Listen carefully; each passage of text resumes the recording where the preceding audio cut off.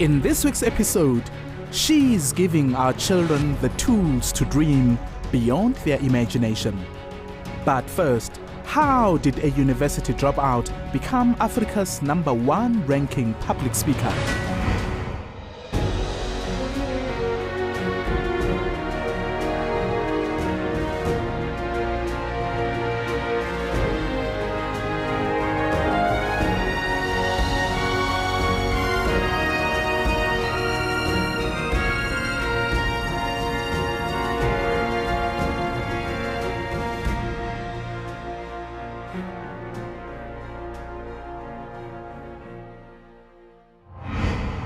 When he tried to start his own business, he failed so many times that no one thought he would ever get things right.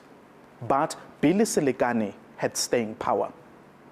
Through his countless efforts, he met an entrepreneur in Johannesburg who was willing to mentor him.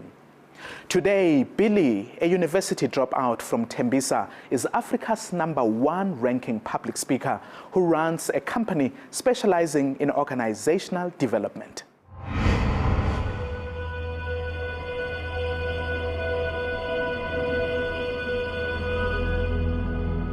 Billy Selekane grew up at a time when political violence had engulfed South Africa's townships.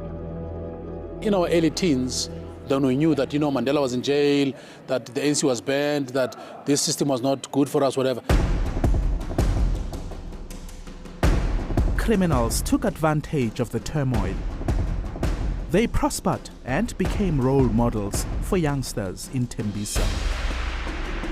At that time, it was the time of, the men about town in the township, the thugs and whatever, who dressed smart, or the guy who went to work. The guy who went to work, not very inspirational. Life at this very house wasn't better either. My father was working as a driver, my mother was a domestic worker, and then she eventually became an assistant in a hair salon. Of course, at some point in time when I was growing up, I would go to school without shoes, because we just couldn't afford it. Despite all the problems around him, Billy finished his studies and later registered with UNISA. Second year, I think around March or so, my dream just fell apart, because now we're getting to practicals. I had to buy oils, I had to buy canvas and whatever. And who would sponsor a young black man studying art? He had no alternative but to drop out and take a different route.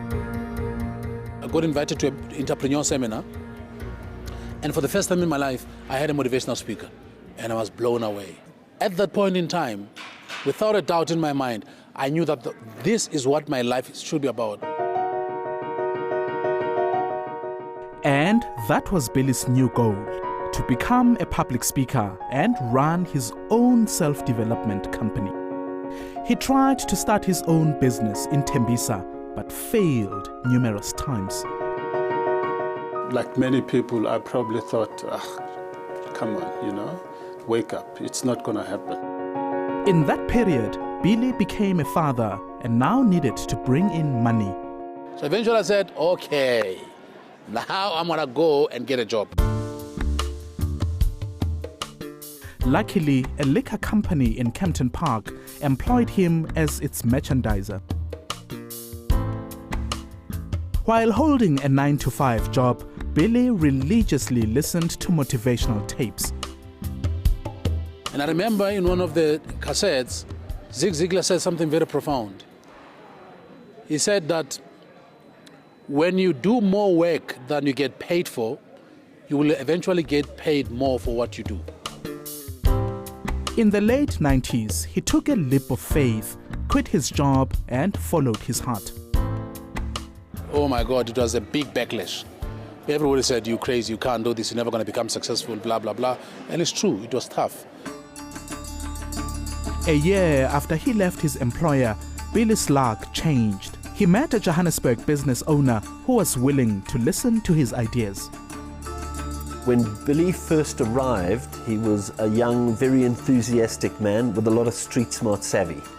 He had a very, very strong sense of purpose, was entrepreneurial. The university dropout finally met a mentor who would help him start a business. He wanted to focus on training and really sharing some of the recipes and success. So he got into management development and high performance training. I advised him on numerous things and how to go about it, and we developed a friendship as well. But he drove the process. It wasn't about the mentor doing all the work. I was working hard. I was sometimes leaving the office at 1 a.m. I was reading, I was watching, DVDs. Billy went on to search for clients for his startup, competing with major corporate organizations. This guy has an S in matric, didn't go to university, and he pitches to write, design, and implement a management development program for a bank. Just think about it. It's illogical. It doesn't make sense. It shouldn't happen. That was me. Then the lucky break he'd worked so hard for.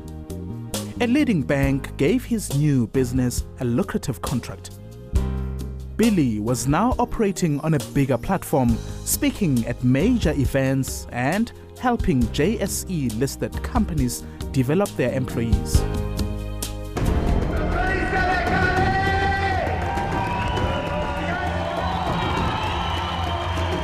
It's been nearly 2 decades since Billy's career took off, and he's spoken in more than 60 countries. Knowledge is not power. I've worked with some couple of African presidents. I've coached CEOs of multinational companies. I've been flown on helicopters, private jets. I've just done this crazy amount of things. Apart from writing highly successful books, Billy is the first Black African to receive the Certified Speaking Certificate. He has also been inducted into the Southern Africa's Professional Speakers Hall of Fame. We tend to write off people pretty quickly. Billy did not look at his background and said, what chances do I have? There you have it. A philosopher once said, you cannot call yourself a successful business in a community that's failing. And that's the reason Billy Selekane has gone back to Thembisa to help youngsters succeed. As always, we appreciate your feedback. Against all odds at enca.com. You can also be in touch with us on Twitter and Facebook. Still to come, she wants to help you develop your child's intellect.